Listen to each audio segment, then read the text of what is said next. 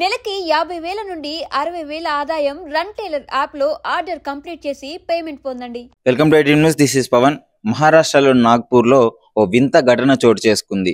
So ఇప్పుడు ఈ మధ్య కాలంలో సోషల్ మీడియాలను యూజ్ చేసుకొని ఎంతో మంది ఇష్టం వచ్చినట్టు పిచ్చి పిచ్చిగా రీల్స్ చేసి ప్రాణాల మీదకి తెచ్చుకుంటుంటే ఇంకొంతమంది మాత్రం వీటిని ఉపయోగించుకొని ఆన్లైన్ మోసాలకు పాల్పడుతున్నారు.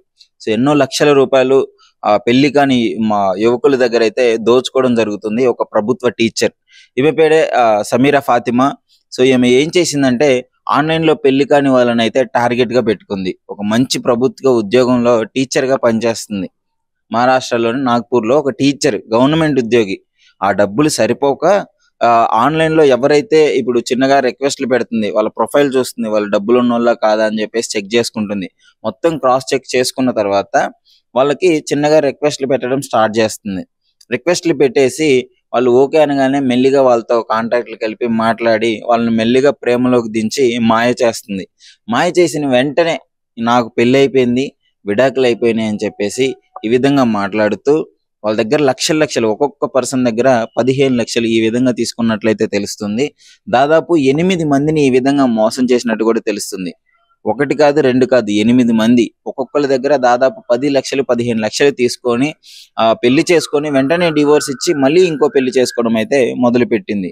మరి మీకు డౌట్ రావచ్చు, ఏంటి మొదటి వాళ్ళు ఎలా వదిలేశారు, డివోర్స్ తీసుకున్న తర్వాత ఇలాంటి రకాల మోసాలకు పాల్పడుతుంటే పెళ్లి చేసుకున్న వాళ్ళు ఎలా వదిలేశారు అంటే, ఏమకు ఒక టీం ఉంటుంది. సో వెంటనే వాళ్ళు ఎవరైనా ఆ డివోర్స్ ఇవ్వను అన్నా, లేదు డివోర్స్ ఇచ్చిన తర్వాత నీ బండారం బయట పెడతా అన్నా, వాళ్ళని పెట్టి బెదిరించి మిమ్మల్ని కిడ్నాప్ చేస్తాను, మిమ్మల్ని చంపేస్తాను అని చెప్పేసి ఒక టీంని పెట్టుకొని అయితే ఈ విధంగా చేస్తుంది. సో వాళ్ళు పాపం భయంతో ఇప్పటి వరకు బయటికి రాలేదు. 9వ పెళ్లి ఎప్పుడైతే చేసుకోబోతుందో ఆ టైంలో అయితే ఒకరు ధైర్యం చేసి బయటకు వచ్చి పోలీస్ కంప్లైంట్ ఇవ్వడం అయితే జరిగింది. సో కంప్లైంట్ ఇచ్చిన తర్వాత ఈ బండారం అయితే బయటపడడం జరిగింది. ప్రభుత్వ ఉద్యోగం ఉంది, మంచి శాలరీ వస్తుంది. కానీ వాటికి ఆ శాలరీ సరిపోక, గవర్నమెంట్ ఇచ్చే శాలరీ కూడా సరిపోక బాగా జల్సాలకు అలవాటు పడి పబ్బులకి షికార్లకి తిరుగుకుంటూ ఇష్టం వచ్చినట్టు జల్సాలకి అలవాటు పడిన ఆమె ఇప్పుడు వాటికి డబ్బులు సరిపోక ఎంతో మంది దగ్గర పాపం మోసం చేసి ఆన్లైన్ లో పెళ్లి కానీ అవివాహితులే ఈమె టార్గెట్. మంచిగా క్రాస్ చెక్ చేసుకుంటుంది, ఈయనకి డబ్బులు ఉన్నాయా లేదా, మనకి పెట్టగలడా లేదా అనేసి మొత్తం చెక్ చేసుకొని అప్పుడు రంగంలోకి దిగుతుంది.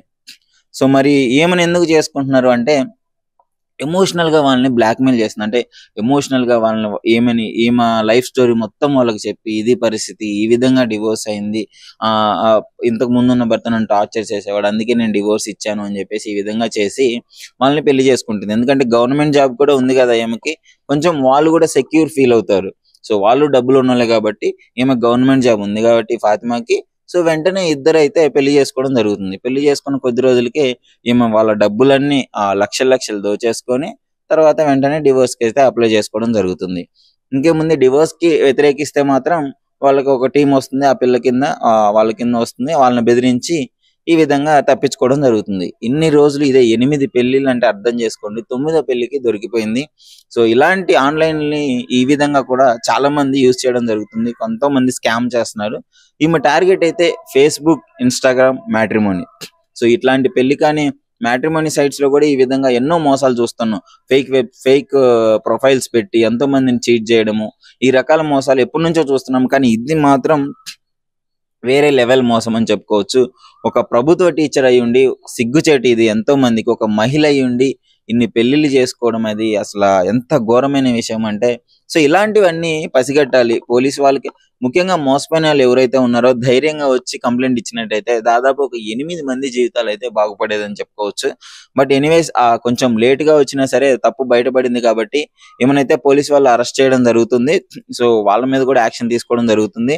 మరి ఇప్పుడు ఈ 8 మంది కోల్పోయిన డబ్బు తిరిగి ఇచ్చే అవకాశం ఉందా లేదా, అసలు ఎలాంటి పరిస్థితులు ఉన్నాయని చెప్పేసి చూడాలి. ప్రస్తుతం అసలు ఈ ఇన్సిడెంట్ పైన మీ అభిప్రాయం ఏంటి?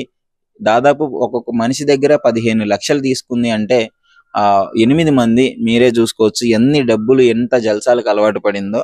అసలు ఈ విధంగా జరుగుతున్న పైన మీ అభిప్రాయాన్ని అయితే కామెంట్ రూపంలో మై డ్రీమ్ తో షేర్ చేసుకోండి.